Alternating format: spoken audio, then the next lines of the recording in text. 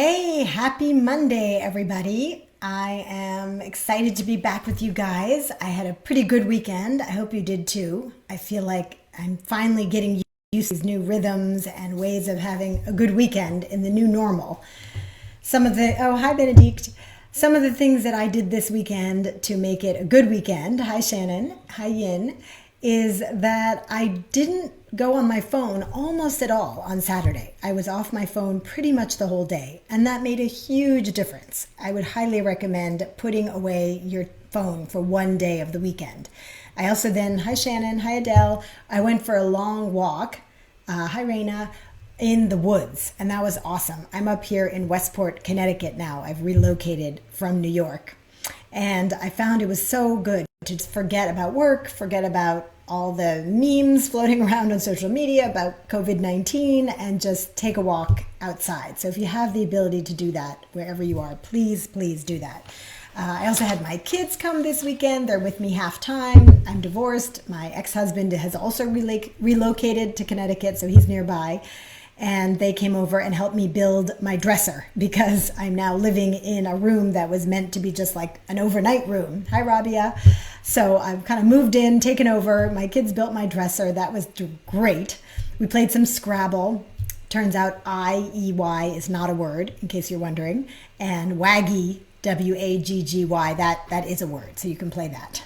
I also took a video lesson in putting on my own makeup. I know we're all wondering, like, how do I do my hair? And my $1 million summit coming up in just 3 weeks, and I have to do my own makeup for the first time ever.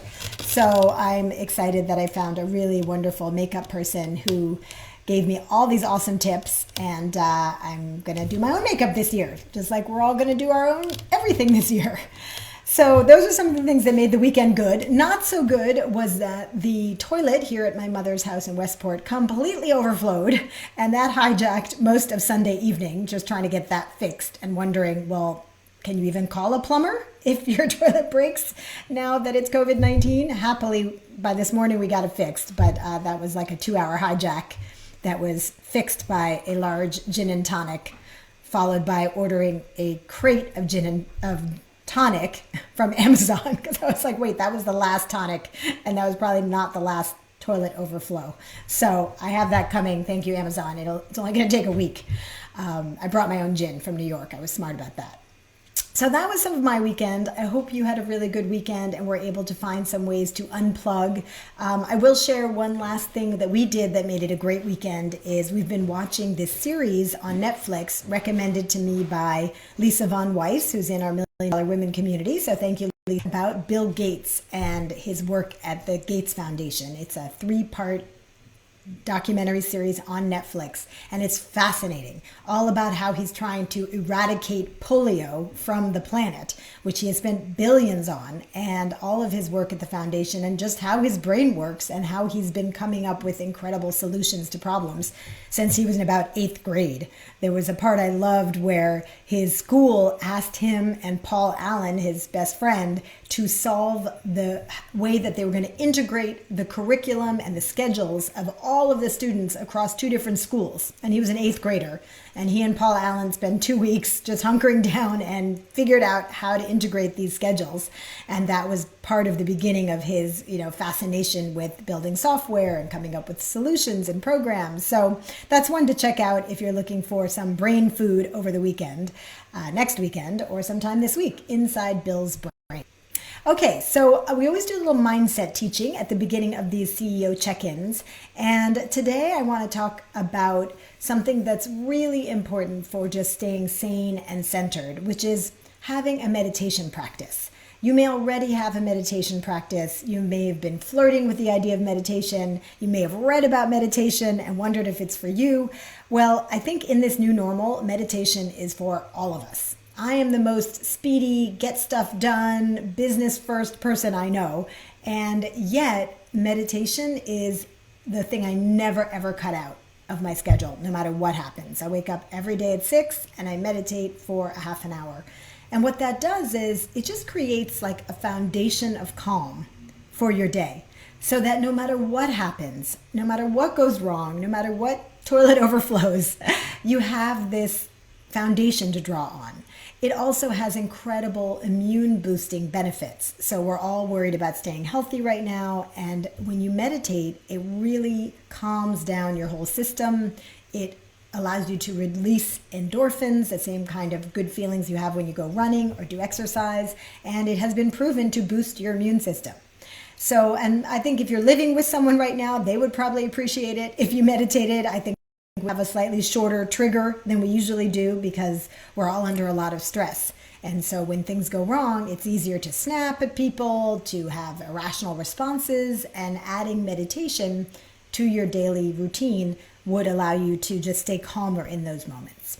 So that's my mindset tip of the day, is to do some meditation. I will just share the way I do it, which is that every day I do what I call 4-leaf clover meditation. And it's 4-leaf clover because I meditate on 4 things. First, I pick someone else to meditate on, and then I do it for myself.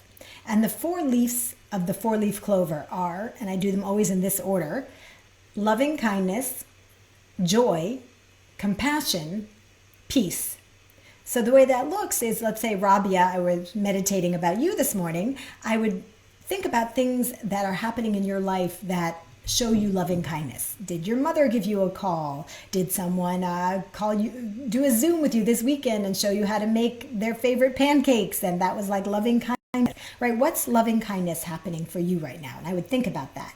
Then I would think about what's bringing you joy. What are you excited about? What's lighting you up right now? And I would think about that.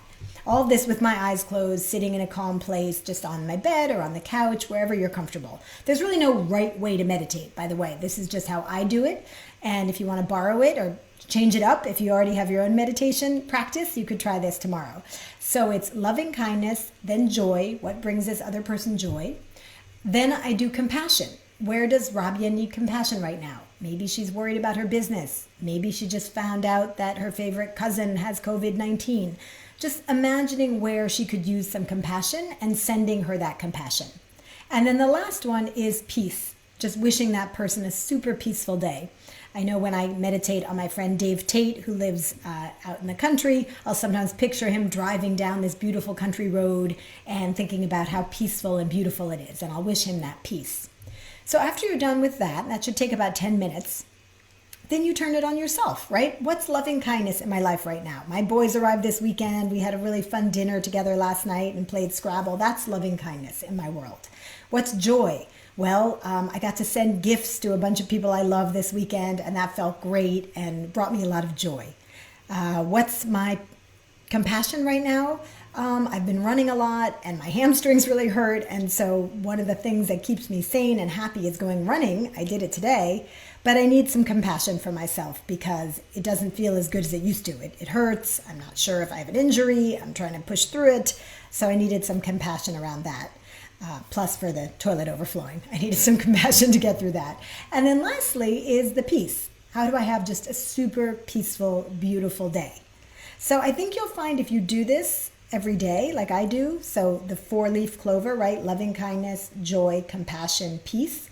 You'll come out of it just feeling so relaxed, so connected to the person who you meditated about, and having given yourself some of that self-care and self-love that we sometimes forget about and we just rush into our day, and then we don't have that good energy we need to get through the day. I needed to call the bank this morning, and I knew I needed a lot of good energy for that. I was on hold for over an hour. I finally got through. The guy was like, I can totally help you. I was super excited. I was texting Maddie, like, I got through. It's working. And then after about 20 minutes of being on hold with him, he came back several times to say, I'm working on it. I've got a supervisor on it. The line just went dead. He hung up. I'm sure not on purpose, but who knows what happened. I'll have to start over tomorrow. I don't know about you, but I can't do those things except for first thing in the morning. I try to get the really hard things out of the way first thing in the morning, like calling the bank and dealing with COVID-19, loan issues. If you're looking for help with the COVID-19 applying for loans, we have a whole folder about that you can join and get access to all of our best resources. Just email Maddie@juliapim.com, MADDY@juliapim.com. Hi, Anu. Hi, Emma. So great. Let's do some checking in today, see who's here. It's always fun to do live coaching. I'd love to hear about how you got through your weekend too, and if you have any great tips for us. I highly recommend the virtual makeup session, by the way. That was so much fun. And if you want to know who I worked with, just email Maddie@juliapim.com. It's someone I met on a networking Zoom that I was on last week. And I came away with a makeup person and a source of wine. So that was pretty big success in my book. All right, let's see. I just reached out to Shannon to see if she wants to go live. Shannon Hogue, nope, unable to join. All right, we're going to try someone else. Here is Benedict. How about Benedict? Hello, Benedict. Are you able to go live with us? We'll give it a minute. Sometimes it takes a second to go through. And I did want to let you all know that this Friday... Oh, hi, Benedict. Hey, I'm actually outside. Awesome. Good for you. Where are you? I'm actually on the way to Viking Waffles Bakery since we are essential workers. So, Oh, wonderful. So wait, you run a bakery and you're able to stay open? yeah, so we are actually delivering healthy food to people's home in the U.S. I love that. I have people watching on Facebook too. So let me repeat, you're delivering healthy food to people. And what city are you in? I couldn't hear that. In New York City. In New York City, my hometown. Yeah. I miss it so Yeah. much. Also, Julia, I have to say, I think because of this crisis as well, I kind of connected even further with you. I know we met barely at Bloomberg's conferences. Yes, the Bloomberg Summit. That's right. But it's more when things are challenging to come together as female CEOs. Yes. That's why I've really been keeping up with your emails and kind of opened my eyes here and just walking to work right now, just hearing all the meditational reminders. It's very much appreciated. Oh, thank you for telling me that, Benedict. Remind me the name of your business so I can share it with everyone. Maybe our friends in New York want to order from you. Yeah, so it's called Viking Waffles. Viking Waffles. Oh, yes, I remember. Yes, it is. And are you just making waffles still, or did you pivot to do other things in addition because of COVID-19? Because of COVID-19, we're actually developing a whole waffle mix, powder mix, Okay. of shelf-stable products. But definitely we're open with all of our products, and we have a surge of orders right now because of the crisis and people are avoiding supermarkets. Yes. I'm just going to repeat for Facebook. So Benedict has a company that makes waffles, Viking waffles, and she's pivoting and creating an at-home mix that people can use and make their own waffles at home. Such a great idea. Yeah. And can people still order in from you? Do you have like delivery people, or do they have to come pick it up? No, actually everything is delivered through FedEx, so we don't allow any non-employees to come in right now. Okay. Just to keep the environment safe. Got it. No non-employees coming in. You're just delivering everything directly to people's homes. And if people want to check it out, what is the URL so I can share it with everyone on the call?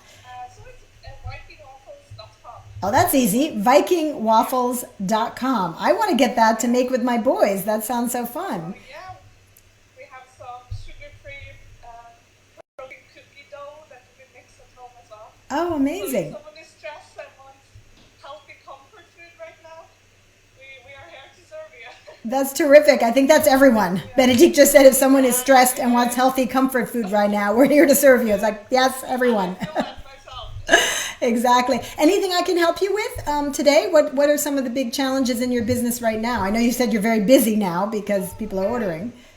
Our challenge is the reality that the backbone of Viking Waffles and small businesses are other small businesses, and when they are taking precautions, are reducing work hours, out of stock of ingredients, we have a hard time fulfilling on time because of that. So you really see how much we're dependent on each other. Yes. I'm going to repeat for Facebook. So Benedict is saying that because her business depends on other small businesses, sometimes she can't find all the supplies she needs to make the waffles. That's a big challenge. Anything else? That's why I just really hope that we all can get past this stuff together. It's a lot of tension and people are worried, and it's also now you're opening your eyes to companies I work with that so used to talking to over emails, everything digital, and you realize these are families involved, and a lot of employees have to be unemployed right now, which is affecting a lot of businesses right now. I know. It's devastating to see how many small businesses are struggling, and that is why I've been going live 3 times a week to just offer whatever support I can. In fact, on Friday we're having a webinar. I hope you'll join us, Benedict, and it's called Accelerate into the Turn: Marketing in the New Normal. So we're going to just give everyone a lot of marketing help because it's hard to find the right tone right now, isn't it? It really is. Have you been marketing still during this time, or are people just coming to you? What are you doing about that? A little bit. The fact that I have some great people coming to work still, and essential workers, and some of us who come to work because so you can stay home. You're so brave. Thank you for doing that. We're just talking for Facebook about how Benedict and her workers are considered essential because it's food, and they're going to work so that the people who order from them can stay home. Yeah. So no, it's just good to connect with more business owners right now in the time where you want to make it through this and you also want to act morally right and combine it all. And this is something everyone will or are involved in. And I just notice people I work with, both whether it's friends or family, who are affected by a terrible disease.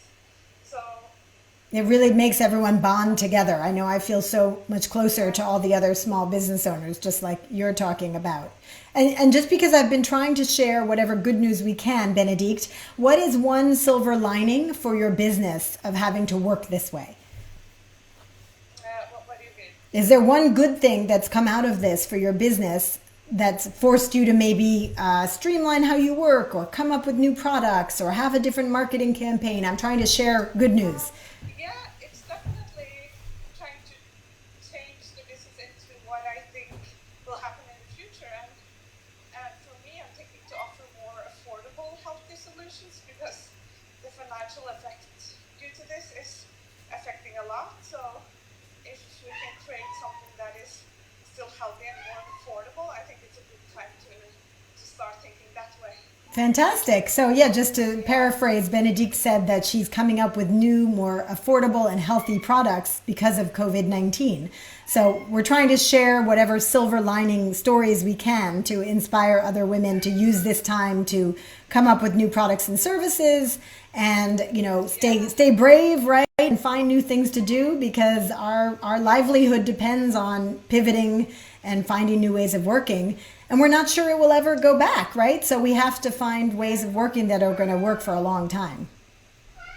And I was thinking if I had I know it's challenging, right? But I would almost think about starting up a small logistics company or delivery service. Oh, interesting. You're thinking of starting a small logistics company or delivery service.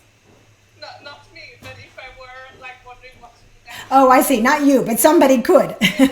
Yes. If I had the time and effort, because thinking about all the restaurants in New York City right now are out of business. Right. And the ones who are pivoting are delivering to homes, and that's their challenge as well, to deliver on time and faster, and everything in the logistics system right now is delayed. Of course, you understand it, even Amazon is later because of this, it's understandable. But this might There's an opportunity there, right? For someone who could reinvent the logistics of delivering. I don't know if you were on when I was talking about the documentary about Bill Gates. Did you hear me talk about that? I was. Yeah. And so it almost feels like a similar moment because he came up with all these brilliant ways of programming because the head of his school came to him and said, we've got these 2 groups of 400 students each. They need to be integrated. We don't know how to do it. And he just spent 2 weeks. It was like his own little mini self-isolation, back in the 70s. And all he did was think about that problem and came up with this amazing solution and then later launched, Microsoft. So who knows who's working on that right now and is going to come up with a really cool solution for delivery. I actually hope so, because I also have more friends in the restaurant industry in New York City, and the ones who are making it are changing to delivering food options right now to survive, and they have challenge with delivering right now, and the restaurants here will be closed for a long time. It's a really good point. That's a great business opportunity for someone who wants to do that. I have a woman who's in the South who's pivoting. What? Say it again? Yeah, no, us as well. Like, we would love, still to pick up the speed of deliveries. Yes. Like, if we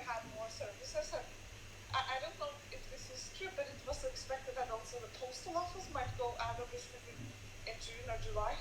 I don't know if this is true. I didn't hear that. Heard, Oh, that's interesting.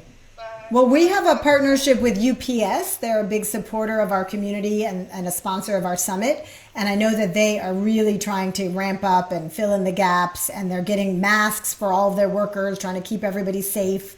So that's, maybe I should go talk to them about this business idea, because you're right that would be amazing if someone could reinvent the delivery model right now. I do have a client I coach in the South who works in insurance, Paula, and she is pivoting to create a courier service in her hometown just to move things around because there's so much need right now. So maybe that's what we're talking about. Well, I'm so glad that you popped on. It was so nice to see you, Benedict. And that is a silver lining for me, is reconnecting with people like you. I wouldn't have reconnected with otherwise. yeah, I will keep updated on your emails and follow along. Wonderful. Well, thanks for being part of our community. I hope I'll see you Friday on the Accelerate Into the Turn Marketing free webinar if you want to join us. Otherwise, we can send you a link. If you miss it, you can watch it at home. And thank you for everything you're doing, going into work and keeping your workers safe so that you can help feed New Yorkers. I miss my city, and it was lovely to see you. So have a great day, Benedict. Stay safe. Stay safe and healthy. You too. Take care. Bye-bye.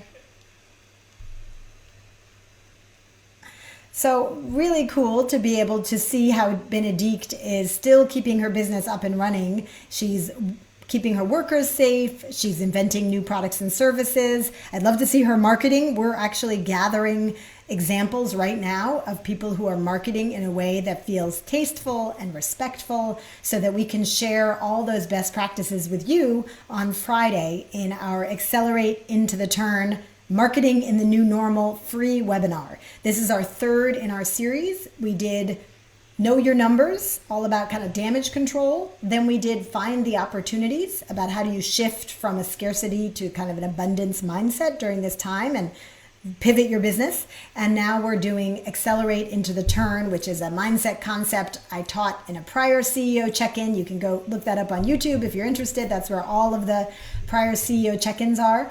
And we're going to be focused on marketing this Friday because I'm getting a lot of questions about, can I get back to work? Can I get back to sending out emails to my list? If so, what is the right tone? Do I need to reduce the cost of my products and services? Do I need to create new products and services? And the answer to both of those is yes. But how you do it is something we're going to cover on Friday. And I'm very excited to share with you a lot of best practices from our community, because we do have women in our community who are pivoting just like Benedict did and making money and staying connected to their customers. And we want to make sure that you know how to do that. If you haven't heard this term, oh wait, let me see what Adele said. Adele said, Microsoft is making a killing thanks to having predicted the remote work boom happening right now.